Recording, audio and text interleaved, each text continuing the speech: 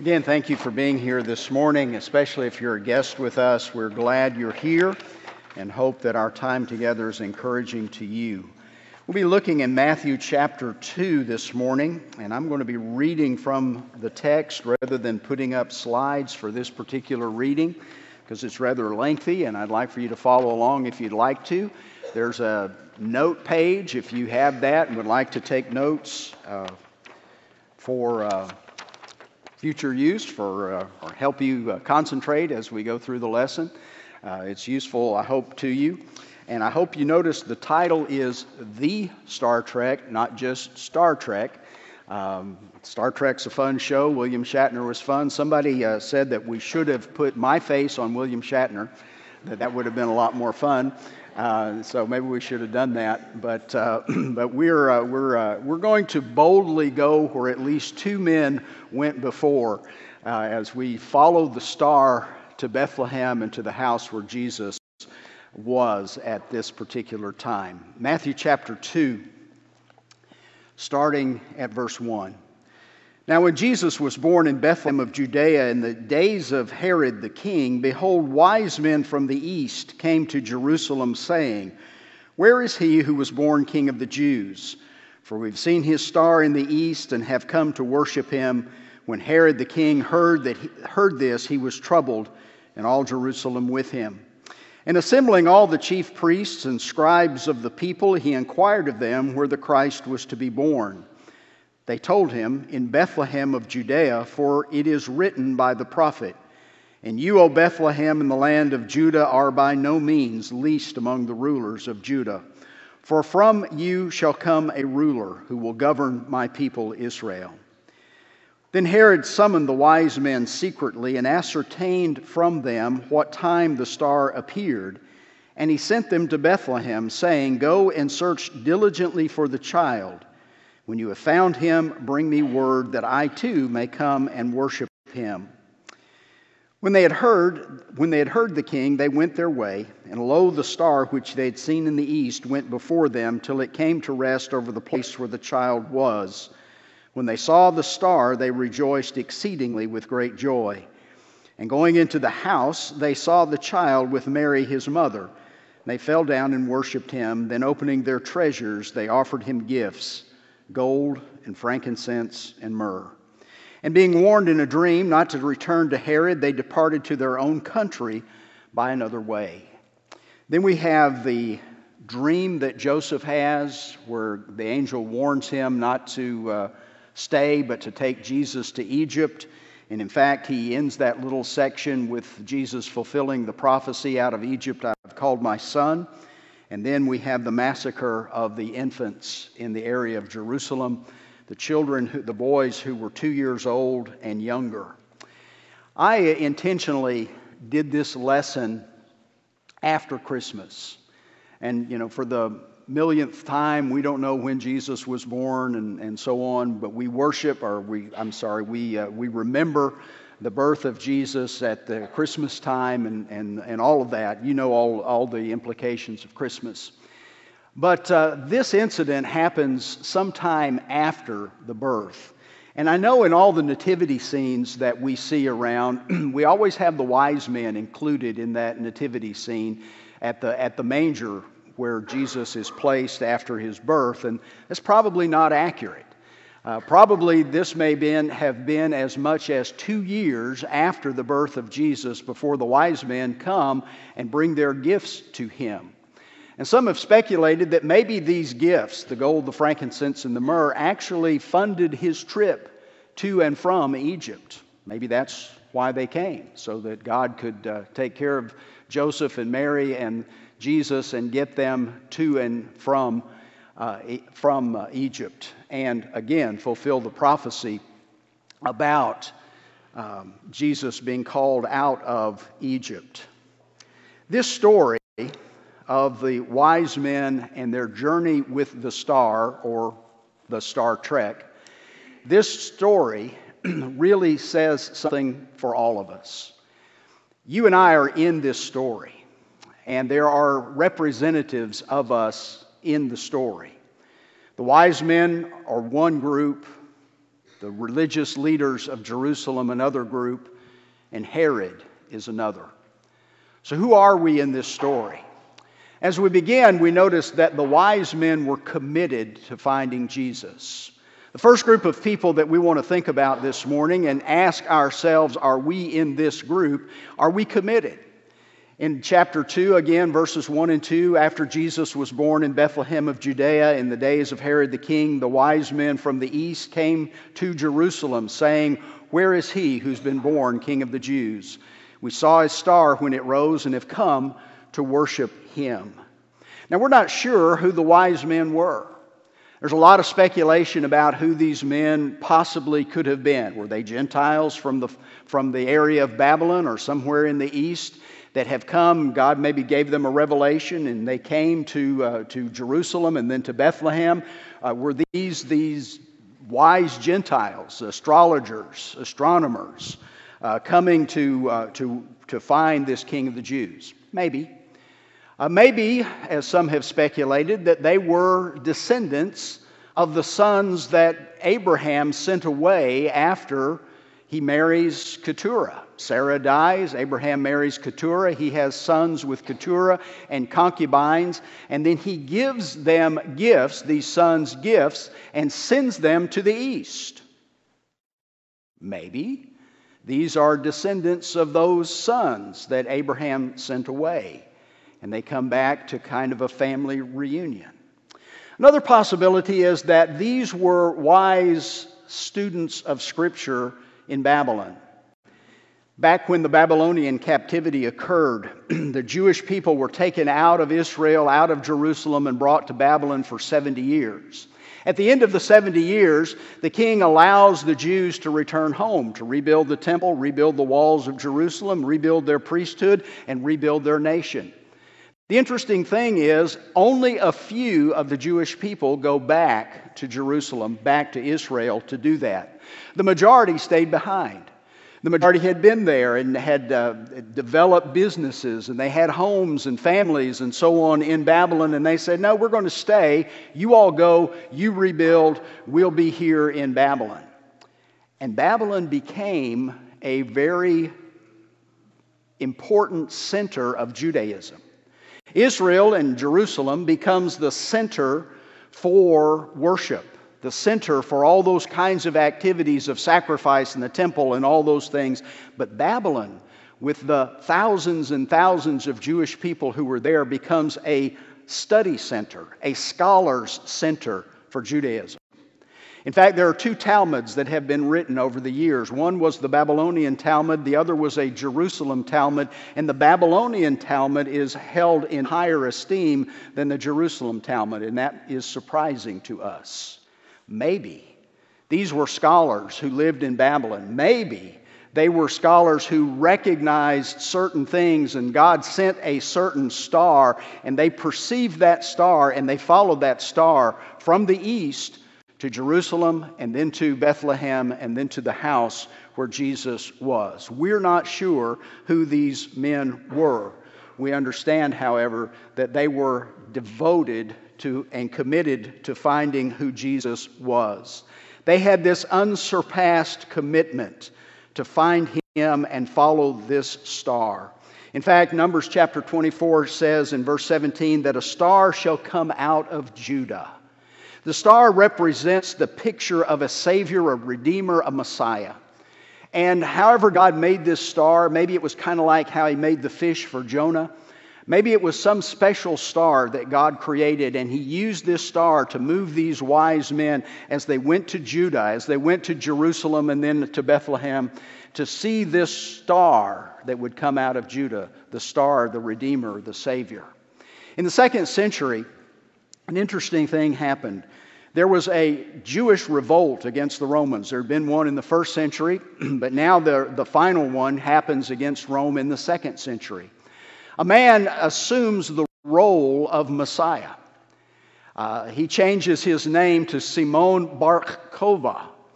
Using Numbers chapter 24 as a text, he uses the name, Bar Kokhba means son of the star. And he is pronounced Messiah and endorsed by the head rabbi of that time. And the revolt occurs, and the Romans defeat the Jewish people and send them out of Israel. But he uses, it's interesting, the idea of the star, the son of the star, and how he would claim to be the Messiah through all of that. But these men make an unexpected detour to Jerusalem. They probably, if they were scholars in Babylon, reading the scriptures, they knew Micah 5.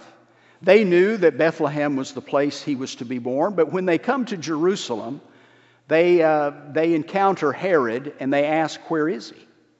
Where is this King of the Jews? And Herod calls together the scholars in Jerusalem to find out where Jesus was to have been born. And they quote Micah chapter 5, that he was to have been born in Bethlehem. So why did they come to Jerusalem? Why didn't the star just lead them from the east all the way to Bethlehem and then hover over the house, not the manger, not the cave, not the stable, hover over the house where Jesus was? It seems that God is putting the people of Jerusalem on alert, that he is letting them know that his son has been born and that they have been ignoring the reality of that birth possibly for 2 years. Maybe some of these religious leaders had been around the temple and they'd heard the stories of Anna and Simeon. When Jesus was presented in the temple by Joseph and Mary in order to be dedicated for his dedication within the temple, Anna and Simeon both saw him and they both knew he's the Messiah. Do you think they kept that to themselves? The shepherds come at the birth of Jesus and they come out of the wilderness to this place where Jesus is born.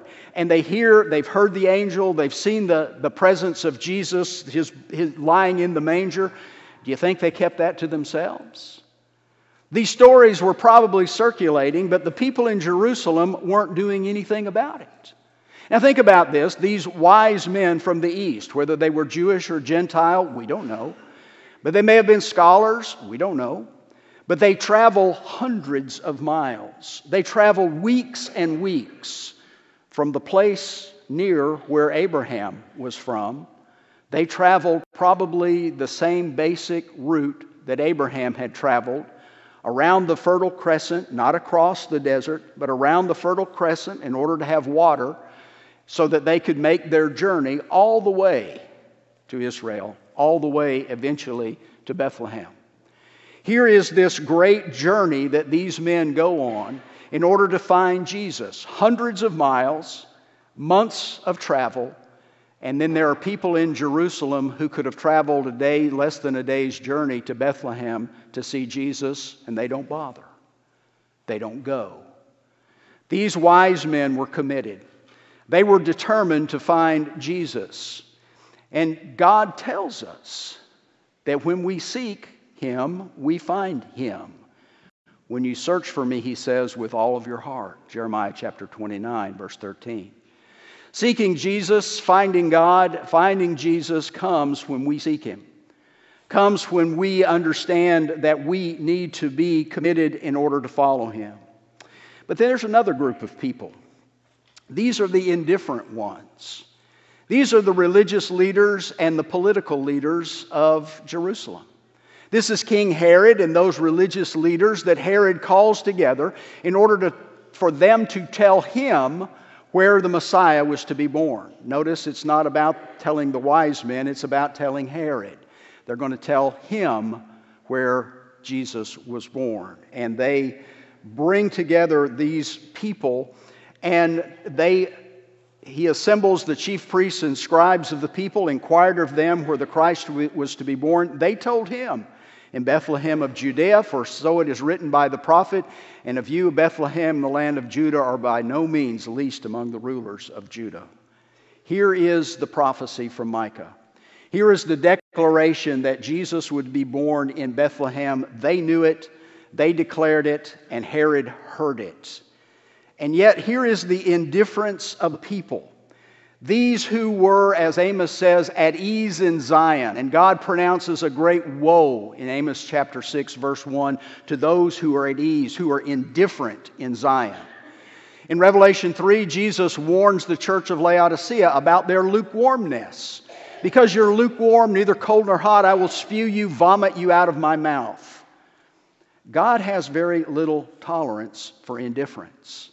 Very little tolerance for lukewarmness. Very little tolerance for us to be at ease about His work. But apparently that's what was going on in Jerusalem. Herod, who was half Jewish, wanted to impress the Jewish people, but he didn't know the Scriptures. And these religious leaders who were there in Jerusalem knew the Scriptures, but they weren't bothering looking for Jesus. They were apparently quite indifferent about their situation in relationship to the Messiah. There could have been a lot of reasons as to why their indifference grew.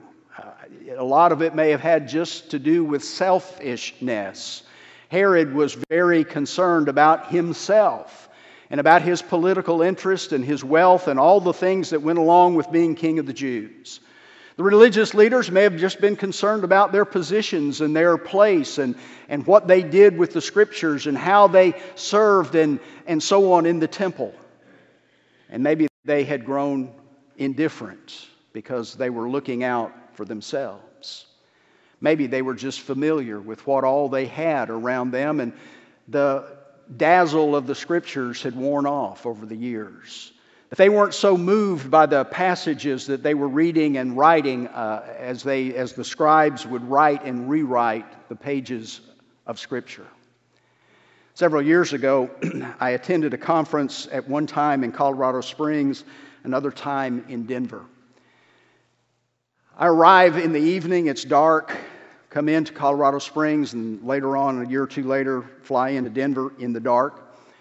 The next morning at my hotel, I open the door and I step out and I look, and there's the Rocky Mountains. And I remember gasping. Spectacular. Those of you that have seen it, you know what I mean. Those of you that have lived there know what I mean. So here I step out and I'm just enthralled by the Rockies. Pikes Peak and various things, the snow-capped mountains, and just breathtaking. And I said something to one of the local residents who was attending the conference about the beauty of the mountains, and he said, "Oh yeah, I guess that's right." He'd lived there so long that he'd gotten used to seeing the spectacular view. People who live at the beach do the same thing. The ocean is my favorite place to go. Love being at the beach, love being at the ocean. I've got a friend in Jacksonville, Florida. He and I were talking a few weeks ago and found out that I've been to the ocean more times in the last 2 years than he has. He lives 30 minutes. I live however far away we are. And I've been to the ocean more times than he has. Why? He's gotten used to it. It's not a big deal. It's just a little drive to the beach. But don't we do that? Don't we get into this familiarity with things to the point that we don't see it anymore? And maybe they were so familiar with the Scriptures, maybe they heard the stories of Anna and Simeon and the others, and it just didn't resonate. Yeah, maybe that's true. Maybe it's a Messiah. But we're indifferent. And you know what? Indifference is destructive. It destroys people. It destroys churches. And that indifference caused God to send people to Jerusalem and to wake them from their indifference. You know, sometimes when we're indifferent, we miss opportunities to serve. We miss opportunities to benefit not just ourselves, but to benefit somebody else.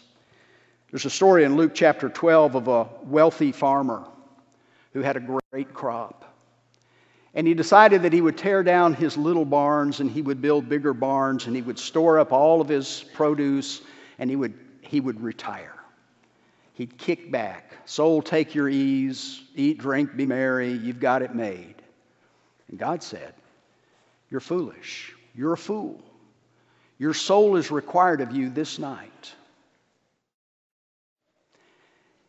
If he hadn't built the big barns, what could he have done with the produce? Apparently, the little barns had been enough for him over the years.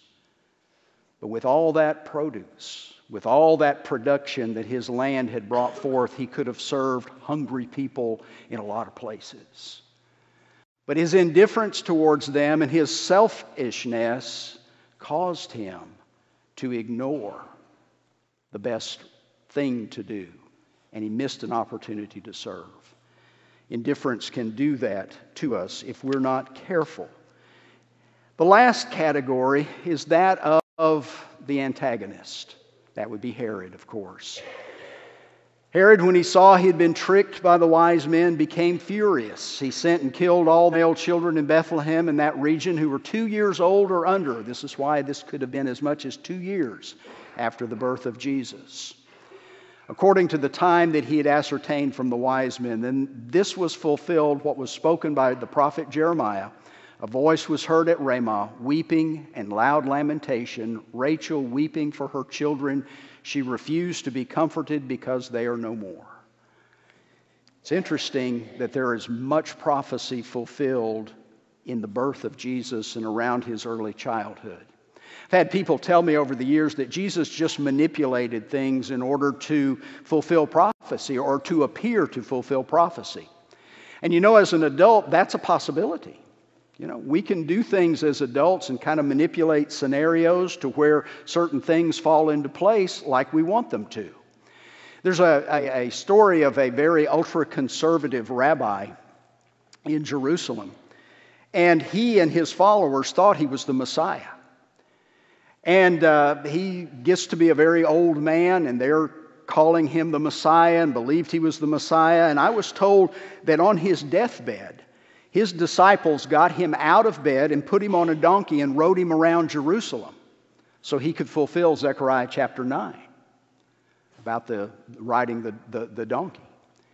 And then put him back to bed, and eventually he dies. And they watched his body for 3 days. Interesting. Thing is, he didn't resurrect. He's still in the tomb. They're still calling him the Messiah. But here's the deal. They manipulated the scenario. As adults, they were manipulating this situation so they could say, see there, he fulfills Zechariah. He must be the Messiah. But this little baby couldn't do that. This little baby couldn't manipulate the scenario so that he went to Egypt. This little baby didn't manipulate the scenario so that Herod would kill all the infant boys 2 years old and under and fulfill prophecy. This is God at work. And here is Herod, who is the antagonist of the story. He is threatened by Jesus in his paranoia. Herod is a great builder, a great architect, a great leader in those regards, but he's crazy with his paranoia. He thinks everybody's out to get him, and maybe a lot of people were. Want to kill him, get rid of him. He has his favorite wife executed, and many of his sons, because he thought they were a threat to him. And eventually, shortly after he does this deed with killing the infant boys, Herod will die. Jesus will return back to Israel. But Joseph will take him not to Bethlehem, he'll take him to Nazareth. And there's a quote there as well about prophecy being fulfilled. Herod is the picture of antagonism. He's the one who can't lay a hand on Jesus, so he lashes out at the other children. And what a picture of Satan this is, by the way. Satan wants to go against our God. He wants to take God down, but he can't. He can't lay a finger on God. God is more powerful, God is wiser, God is all the things that God is. And Satan can't touch him. So what does he do? He comes after his children. He comes after you. If he wants to hurt the father, he goes after the children.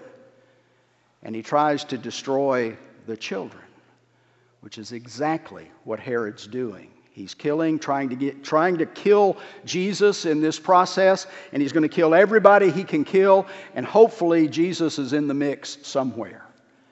And this threat to the kingdom will be eliminated. But God protected his son. God brought him to and out of Egypt to Israel to fulfill what Jesus needed to do. Now, where are you in this story? Are you in the committed? Are you in the indifferent? Or are you antagonistic to our God and to what his son has done? The story of Jesus is a magnificent story. When you think about all that Jesus has done for us, and you think about the God that we serve, and you think about all the things God has done to redeem you, to bring you out of darkness and into the light of His Son, when you think about all of those great things that God has done, are you overwhelmed? Does that stir within you that commitment? Or have you become indifferent because you've heard the story so much? Have you become antagonistic because things didn't work like you thought they should and you lashed out at God or at His people? The story of Jesus is a fabulous story. True story. And then we'll close the lesson. Several years ago, a missionary team went to Russia. They'd been invited to come to Russia to tell the story of Jesus. And it was about Christmas time when they went to a little orphanage. And through translators, they began telling the story of the birth of Jesus, and then they went on to talk about all the things that Jesus would do on our behalf, how He would die and be buried and resurrected. Well, after they finished telling the story, they had noticed that everybody in the room had been enthralled by the story. The orphans were just wide-eyed. The workers in the orphanage were overwhelmed listening to the story because they had never heard it before. You and I hear the story and we kind of yawn and go, yeah, I know what's coming. I know what's coming. They had never heard it. Wide-eyed, absorbing every word, they heard the story. So the mission team distributed some art supplies to the kids, and they told them to make a sample of the story of the birth of Jesus. And the kids began working on their little projects. They walked around the room and they came to one little 5-year-old boy. His name was Misha. And they noticed that in Misha's nativity scene, he didn't have one baby in the manger, he had 2. And they thought this was very odd. So they said, they got the translator to come over, and they asked the translator, tell us why there are 2 babies in the manger. And so Misha began recounting the story of the birth of Jesus. And he got it right, and then he began ad-libbing when Mary placed him in the manger. He said, when Mary placed Jesus in the manger, Jesus said to me, Misha, do you have a place to stay? Misha said, no, I don't have a mama or a papa. I don't have anywhere to stay. And Jesus said to me, Misha, you can stay with me forever. This brings tears to my eyes. And Misha put his hands over his face, and his shoulders began to quake as he wept. And he realized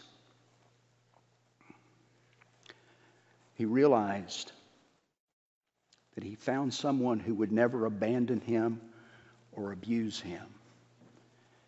And for the rest of his life, he planned to seek Jesus.